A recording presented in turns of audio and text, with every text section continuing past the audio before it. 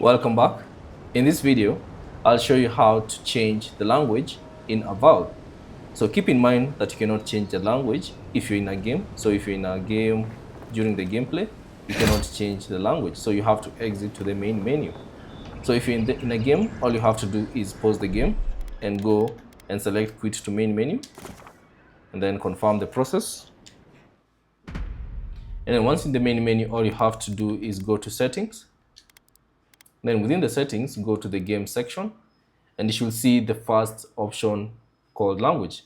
Now from here you can select it and then I should see a list of all the available languages, the list of all the available languages that are currently supported by the game. So find the language you prefer. So let's say if I want Italiano or Italy, select it and then ensure that you apply the changes. So press the button that says apply changes and then you should see the language has changed. So that's basically it on how to change the language in Avowed. Thanks for watching. If you have any questions, leave them down in the comment section below. And if you found this video useful, consider leaving a like and subscribe to the channel.